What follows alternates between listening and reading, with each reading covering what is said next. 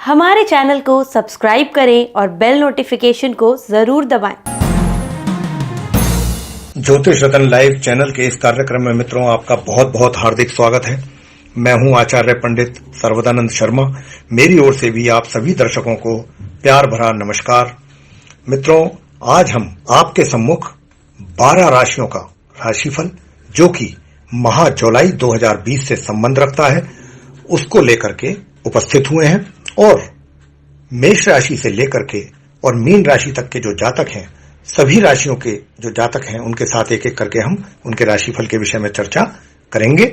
और अभी जो हम चर्चा करने जा रहे हैं वो कन्या राशि के जो जातक हैं उनके राशिफल की चर्चा करने जा रहे हैं। लेकिन इससे पहले कि हम आप कन्या राशि के जो जातक हैं उनके माह जुलाई 2020 के राशिफल के विषय में बताएं, इससे पहले हम आपको जानकारी देना चाहेंगे कि जो आपके वर्तमान में ग्रहों की स्थिति है गोचर में यानी आसमान में, यानी कि कौन से ग्रह किस राशि में किस ग्रह के साथ संचार कर रहे हैं और कब उनका राशि परिवर्तन होगा और उनका क्या प्रभाव आपके इस माह जुलाई के महीने में आपके जीवन पर पड़ने वाला है, किस रूप में पड़ने वाला है, इस रूप में आगे आपसे चर्चा करेंगे। लेकिन पहले आपको हम जानकारी दे देते हैं ग्रहों से संबंधित के ग्रहों की स्थिति आसमान में यानी गोचर में कैसी है। तो आइए जानते हैं। सर्वप्रथम सूर्य ग्रह की बात करेंगे।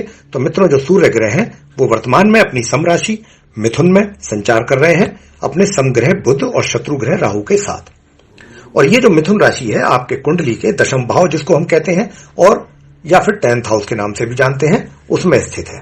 लेकिन मित्रों 16 जुलाई को सूर्य अपना राशि परिवर्तन करेंगे और ये मिथुन राशि से निकलेंगे 16 जुलाई को यहां से जहां पर वर्तमान में संचार इनका हो रहा है और अपनी मित्र राशि कर्क में इनका प्रवेश होगा।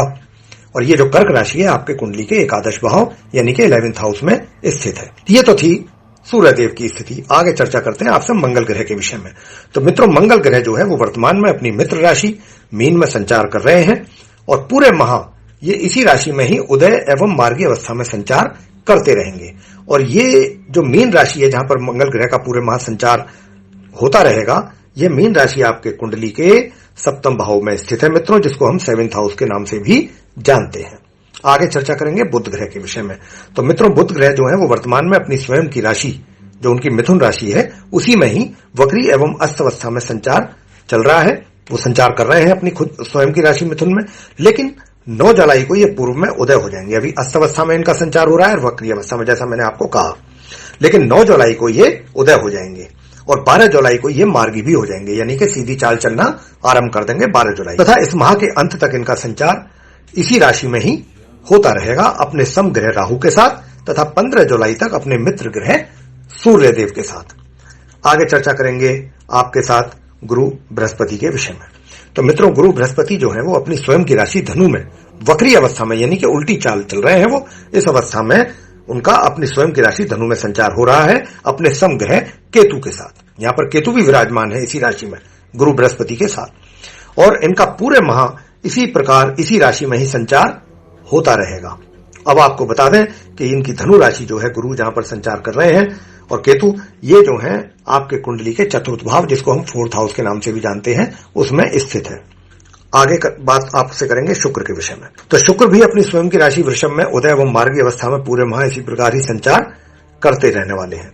और वृषभ राशि जो है वो आपके कुंडली के भाग्य भाव जिसको हम कहते हैं यानी कि नवम भाव या फिर पंचम भाव में नवम भाव या फिर जिसको हम 9th हाउस भी कहते हैं उसमें स्थित है।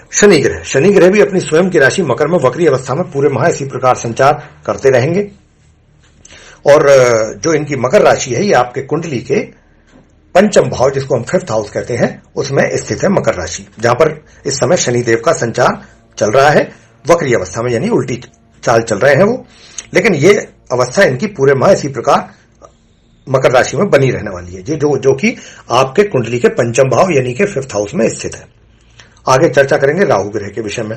तो मित्रों बताना चाहेंगे कि राहु ग्रह अपनी समराशि एवं उच्च राशि मिथुन में ही पूरे माह संचार करते रहेंगे अपने समग्रह बुध के साथ तथा 15 जुलाई तक ये संचार करेंगे अपने शत्रु ग्रह सूर्य देव के साथ। और जैसा कि हम आपको अभी पीछे बता भी चुके हैं कि मिथुन राशि जो है वो आपके कुंडली के दशम भाव जिसको हम 10th हाउस कहते हैं उसमें स्थित है, जहां पर राहु का संचार चल रहा है अपने समग्रह बुध के साथ और 15 जुलाई तक अपने शत्रु ग्रह सूर्यदेव के साथ। केतु ग्रह भी अपनी सम एवं उच्च राशि धनु में अपने समग्रह गुरु बृहस्पति के साथ पूरे माह इसी प्रकार संचार करते रहेंगे।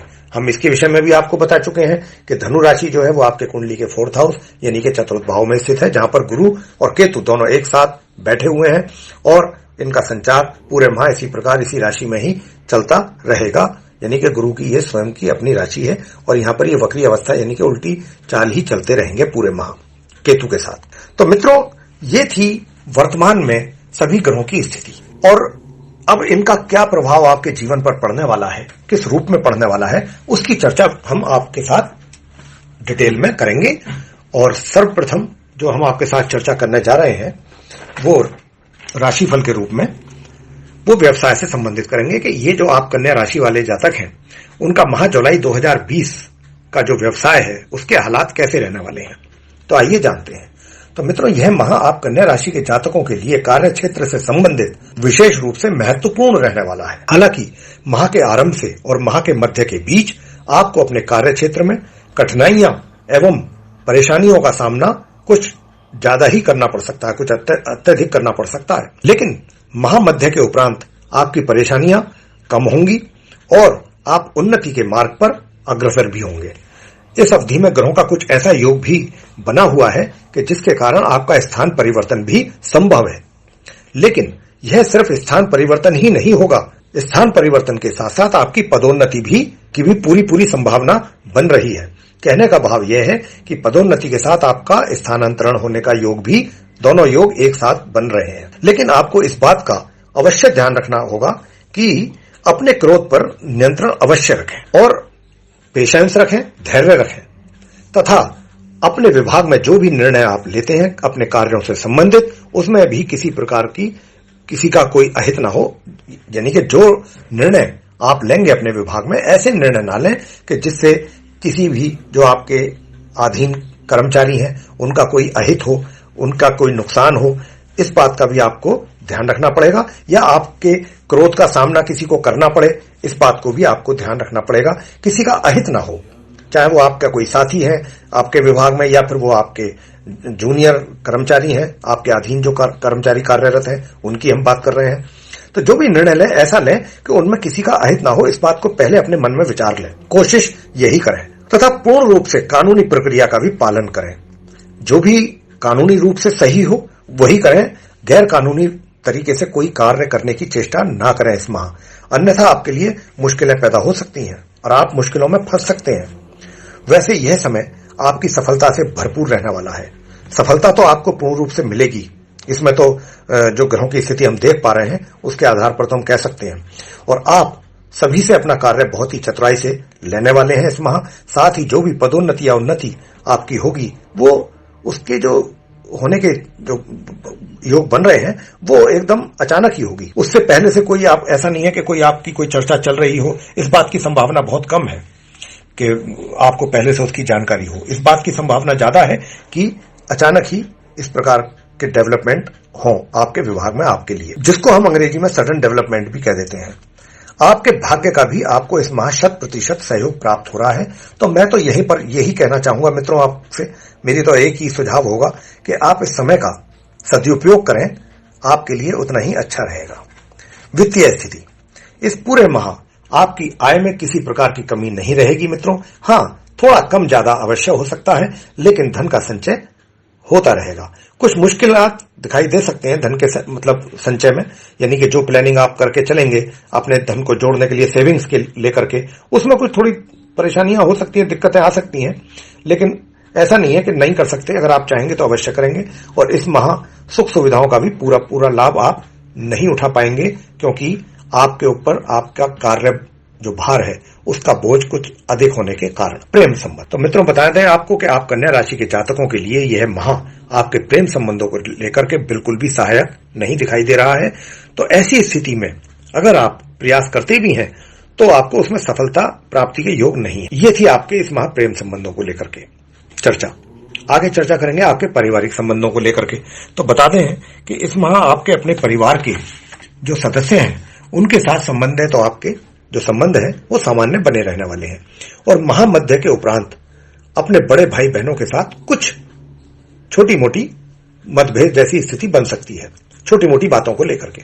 लेकिन जीवन साथी के साथ संबंधों में तनाव जैसे हालात बन सकते हैं। आप यही कोशिश करें कि ऐसे हालात ना बने। शिक्षा संबंधित कैसे परिणाम प्राप्त होंगे छात्रों को, तो बता दें कि इस माह छात्रों को अपनी शिक्षा संबंधित परिणाम सामान्य ही प्राप्त हो पाएंगे। अगर आप अपनी शिक्षा को लेकर गंभीर नहीं होंगे मित्रों, और प्रयास सही प्रकार से नहीं करेंगे, सही ढंग से नहीं करेंगे, तो कहीं ना कहीं उसके दुष्परिणाम आपको प्राप्त हो सकते हैं। और यह परिणाम जो है वैसे तो सामान्य परिणामों का योग दिखाई दे रहा है, लेकिन अगर कहीं आपकी तरफ से कुछ कमी रही तो यह सामान्य से नीचे भी जा सकते हैं ये परिणाम। तो इस बात का आप अवश्य ध्यान रखिएगा।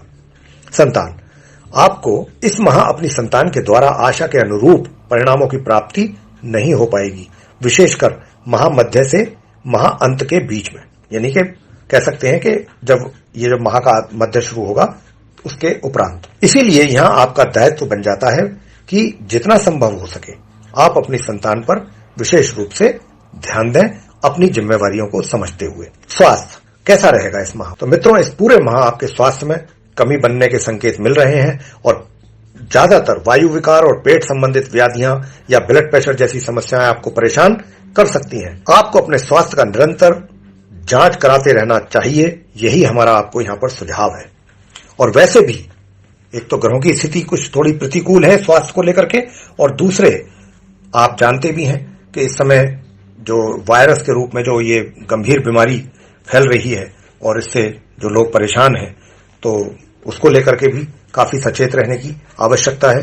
सभी के लिए ये आवश्यक है। तो आप कौन से ऐसे सरल उपाय करें कि जिनसे आपको इन परेशानियों से इस माह छुटकारा प्राप्त हो सके। तो आइए बहुत सरल और आसान उपाय आपको बता रहे हैं। आप उनको अगर श्रद्धा के साथ नियमित रूप से पूरे माह करेंगे तो मैं यही कह सकता हूं कि आपको उनका निश्चित रूप से लाभ प्राप्त। तो मित्रों, क्या उपाय करें?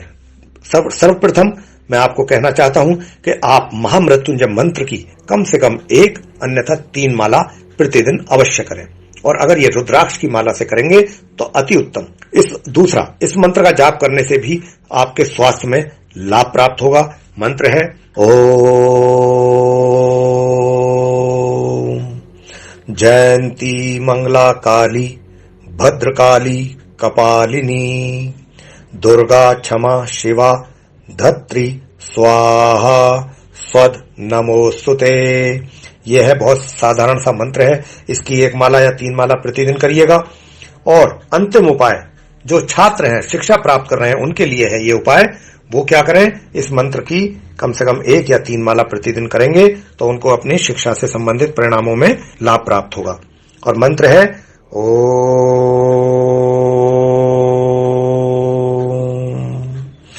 ऐं ह्रीं श्रीं वाग्देवै सरस्वतै नमः।